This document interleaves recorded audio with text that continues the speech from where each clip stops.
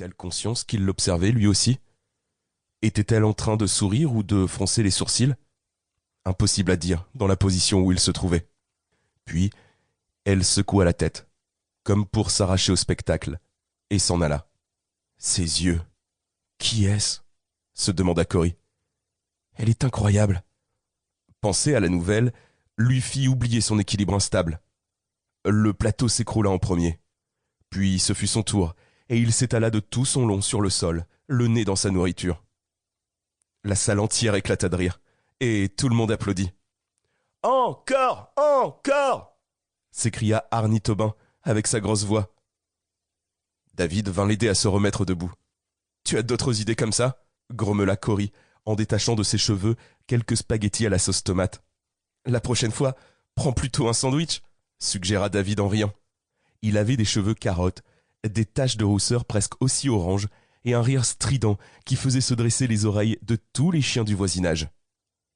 Cory s'essuya le visage avec son t-shirt. Quand il se redressa, Madame Macready, la surveillante de la cantine, se tenait devant lui. Elle n'eut pas besoin de dire quoi que ce soit. Elle se contenta de soupirer. « Désolé !» s'excusa-t-il d'un air penaud.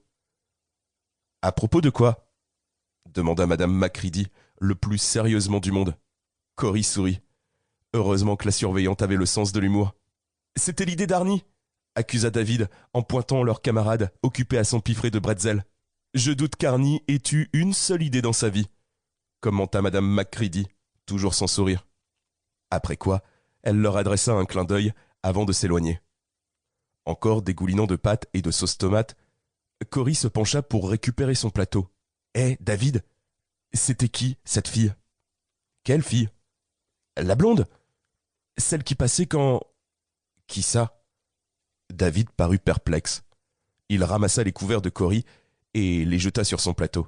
« Une nouvelle ?» Cory gémit. « Tu ne l'as pas vue ?»« Non, j'étais trop occupé à te regarder te couvrir de ridicule. »« Moi ? Mais c'était ton idée. Je n'ai jamais parlé de plonger dans une assiette de spaghettis. Elle est blonde et elle portait une robe bleue. »« Mais qui ? La fille que j'ai vue. »« Tu as vu une fille en robe au lycée ? » ?»« Tu ne me crois pas, hein ?» Cory se tourna vers la porte, mais bien sûr, la fille ne s'y trouvait plus. Puis son estomac se mit à gronder et lui rappela qu'il venait de ruiner son déjeuner. « Dis donc, il te reste un peu d'argent ?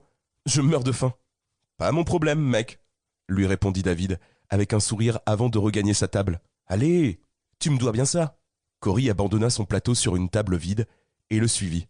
« Pas question, mon gars. »« C'est ton plateau ?» dit Cory en le rejoignant. « On va partager. »« Quoi ? Mon déjeuner ?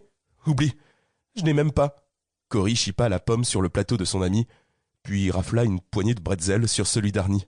« Hé, c'est à moi !» protesta ce dernier, en tendant la main pour les reprendre. « Un peu de solidarité, » dit Cory en croquant dans la pomme. « On a un entraînement après les cours, non ?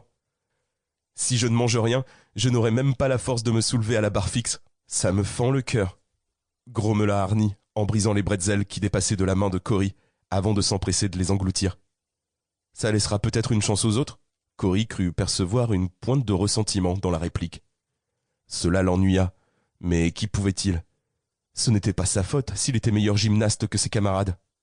Il faisait partie de l'équipe du lycée depuis sa première année à Shadyside, et le coach Wellner disait qu'il avait de bonnes chances de participer au tournoi régional au printemps prochain.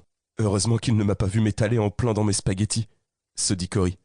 Il termina ce qui lui restait de bretzel et but les dernières gouttes du lait chocolaté de David avant d'écraser la brique en carton dans son poing. « Voilà ce que j'appelle un déjeuner équilibré, » dit-il dans un hoquet. Arnie s'employait à montrer à David un nouveau tchèque plutôt complexe. Le visage grave, aux antipodes de son expression hilare habituelle, il lui faisait répéter les gestes, encore et encore. « Pas comme ça, crétin !» protesta-t-il. Cory se demandait bien qui était le plus crétin des deux. « À plus !» leur dit-il en lançant son carton écrasé dans une corbeille à l'autre bout de la salle.